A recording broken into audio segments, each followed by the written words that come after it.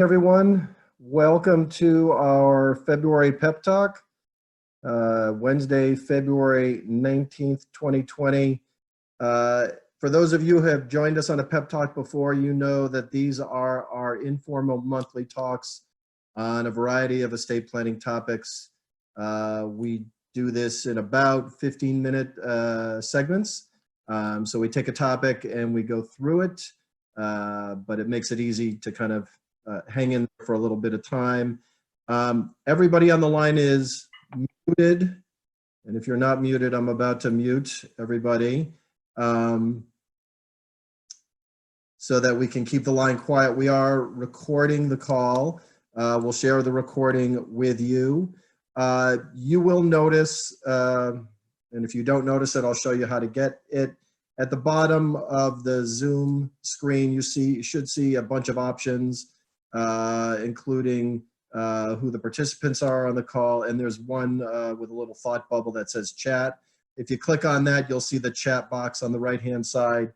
If you have a question as we go through things this morning, you can post your question in the group chat, and we will be answering questions at the very end. So if something comes up for you, just post your question there, and we'll get those questions answered at the end. Otherwise, let's get going on today's topic, which is timely, and that is taxes.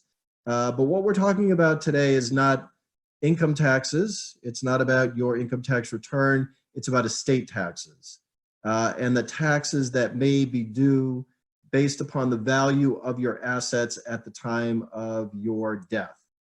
So the first thing to know, if you live in Massachusetts, there are two different estate taxes. If you live somewhere else, there may or may not be a separate state level estate tax. There is a federal estate tax for everybody, and some states impose their own state level estate tax. Massachusetts is one of them. So we're going to talk about both the federal estate tax and in a little more detail, the Massachusetts estate tax, since it's the one that affects many more people. The federal estate tax, which affects everybody, if you have enough assets or if you die owning enough assets. The exemption amount for 2020 is $11.58 million. And then the federal estate tax kicks in on every dollar over that exemption amount. The exemption amount changes a little bit from year to year due to an inflation adjustment. The base exemption is $11 million. That extra $580,000 this year is an inflation adjustment. In 2021, it'll adjust again, most likely upward. Usually it adjusts upward, but occasionally it can adjust a little bit downward. So for each US citizen in 2020, you have an $11.58 million federal estate tax exemption. If you are married and you're both US citizens, you both have your own $11.58 million federal estate tax exemption. And if you are married and you're both US citizens, there's a provision in the law called portability, which says if one of you dies first and you don't use up your exemption, the survivor of you can essentially take the excess and add it to their own. So a married couple, for the most part, theoretically has almost a little over $23 million worth of federal estate tax exemption. And the important thing to know about the estate tax is if you're married and US citizens, the tax does not kick in until the death of the survivor of you. So there's deferral until the death of the surviving spouse. Obviously that doesn't exist if you're single, but if you're married, there is deferral. There's a provision in the tax law called the unlimited marital deduction, which essentially means that if you are married, you and your spouse can gift unlimited amounts of assets back and forth to each other with no gift tax consequences. And on the death of one spouse, you can leave an unlimited amount of assets to your surviving spouse, again, with no estate tax impact until the death of the surviving spouse. And then the tax would be based upon the value of the assets that existed upon the death of the surviving spouse. So for everybody who has less than $11.58 million, the federal estate tax right now is not impacting you. If you have more than $11.58 million, it probably is impacting you if you die, and the IRS tax rate is 40%. So the IRS will be grabbing 40 cents of every dollar in excess of that exemption amount. But if you're under it, no worries about the federal estate tax. By the way, that tax changes from time to time, not only because of the inflation adjustment that kicks in from year to year, but because the threshold, the exemption amount, changes with the whims of Congress. And with the all the tax changes that took place a couple of years ago, that's when the exemption amount went essentially from $5 million or $5.5 million to $11 million. And that will change either when Congress changes the law, the tax laws, or if Congress does not change the tax laws, the taxes, your estate tax laws will change automatically at midnight on December 31st, 2025, which is when the existing income tax changes and the estate tax changes are designed to sunset. So at the very end of 2025, if Congress does nothing, then everything will sunset and we'll go back to the way everything was before the most recent tax law changes, which for estate taxes would be effectively $5.5 million. So whatever happens in November is probably going to have an impact on what's happening. So that's the federal estate tax. And again, that's applicable to everybody, no matter what state you live in. If you live in Massachusetts, there's a separate Massachusetts estate tax, and that tax kicks in at $1 million. And here's how you kind of calculate whether or not you're over or under that $1 million filing threshold in Massachusetts, because obviously it kicks in much earlier than the federal estate tax. But the calculation for the federal estate tax would be the same. It would be the equity value in your real estate, bank and investment accounts, so bank accounts, checking, savings, cash accounts, taxable investment accounts, retirement accounts, and the face value of life insurance policies that you own and control. So a younger family with life insurance to protect their kids.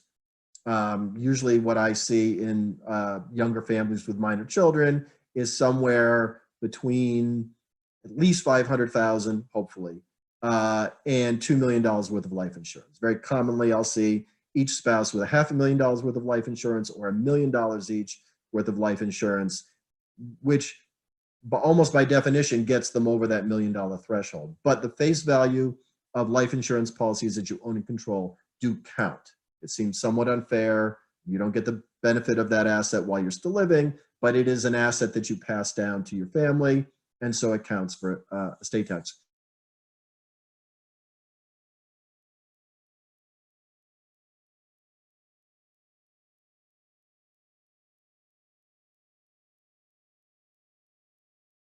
$1 million, most $1 threshold, the estate tax kicks in Massachusetts. So this hits especially married couples a lot sooner, obviously, than the federal estate tax.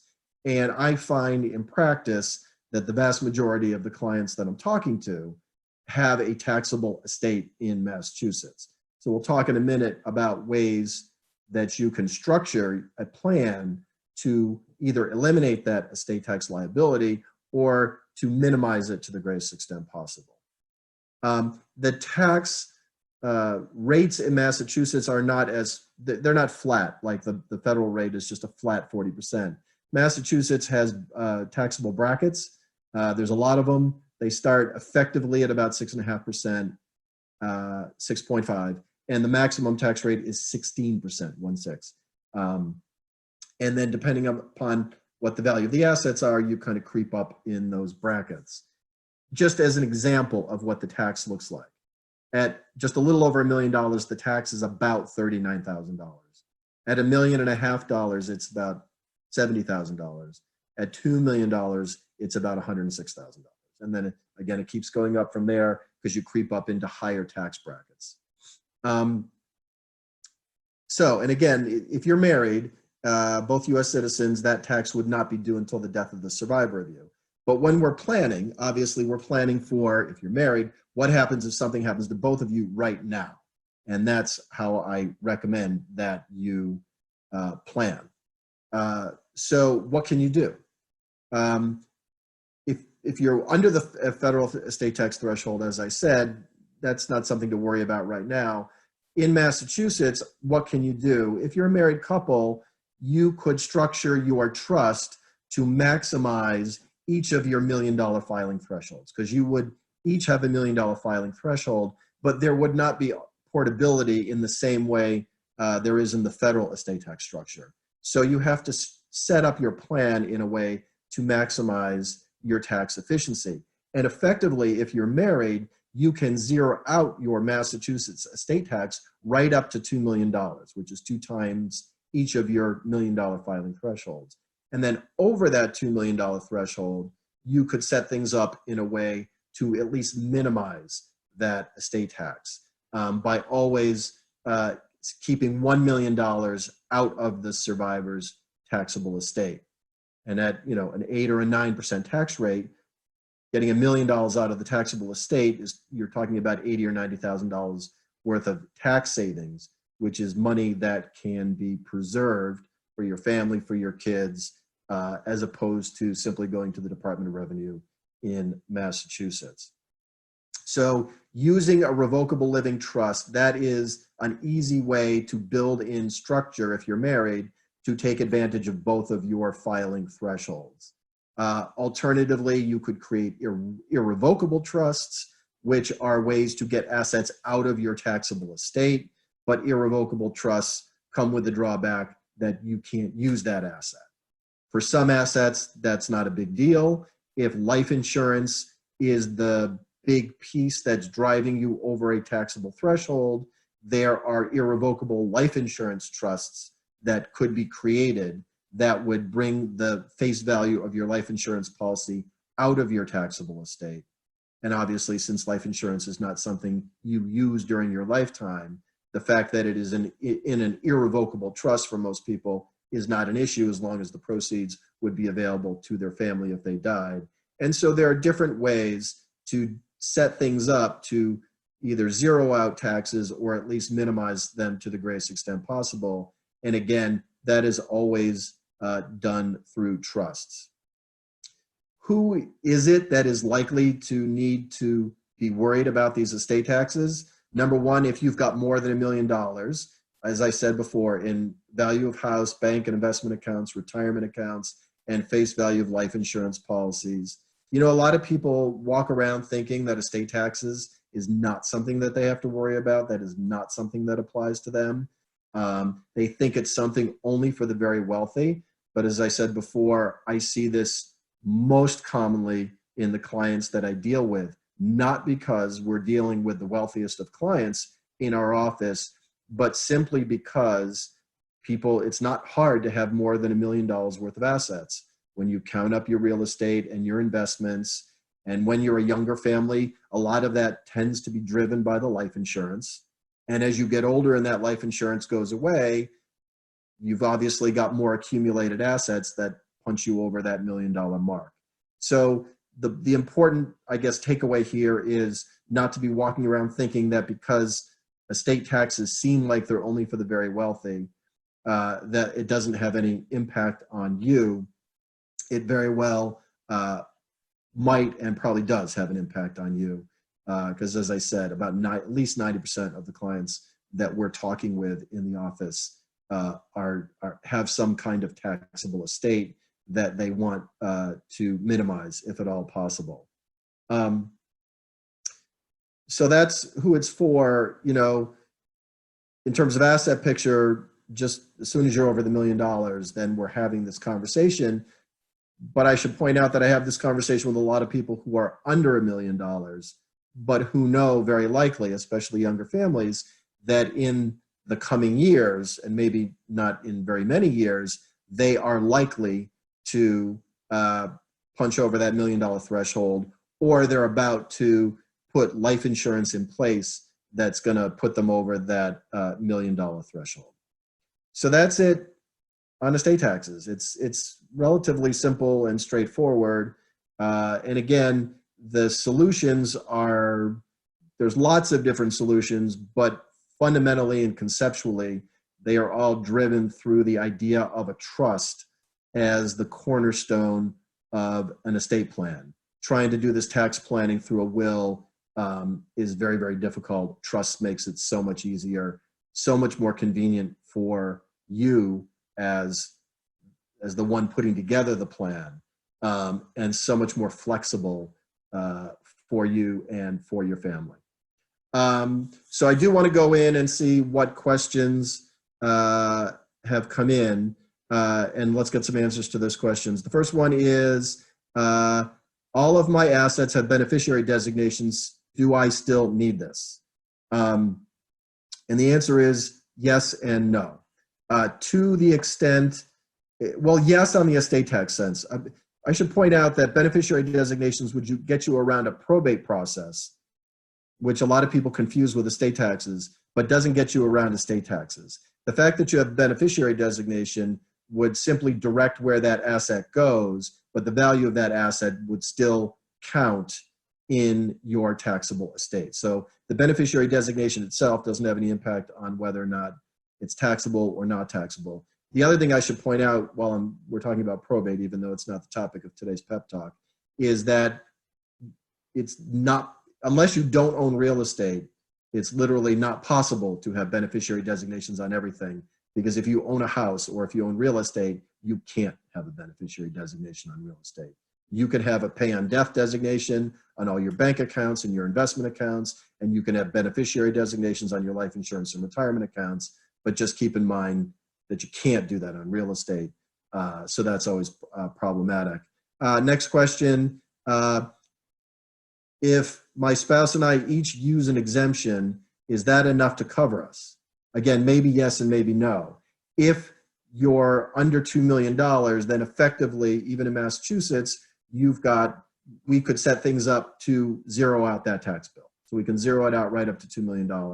And up to $23 million, you could zero out your federal estate tax. So if you're under those two thresholds, then effectively, yes, if you're married, both of your exemptions could conceivably cancel out any tax liability. If you're over $2 million in Massachusetts, the only way to zero out the tax liability is to start creating irrevocable trusts and take assets out of your control during your lifetime.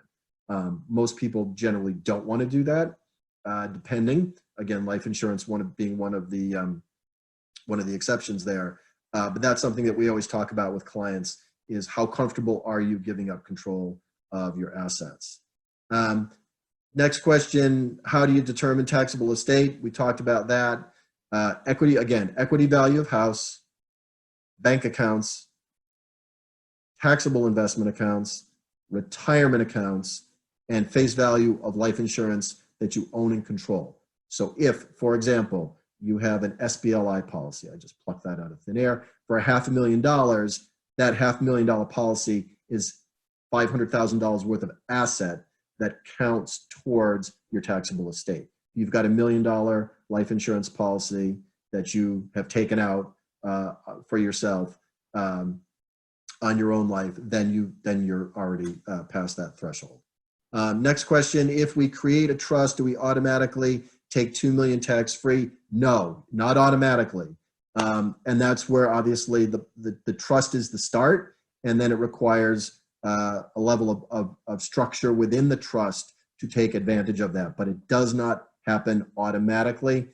For our clients, we offer options about what can happen on the death of the first spouse with a revocable trust in place. And one of the options is to maximize that tax efficiency by getting $1 million of the first to die set aside that can be used to support the survivor of you while you're still living and not count in the survivor's estate. But again, that doesn't happen automatically. You've got to take effective steps in your planning to take advantage of that. All right, so those are our questions. Looks like we covered everything.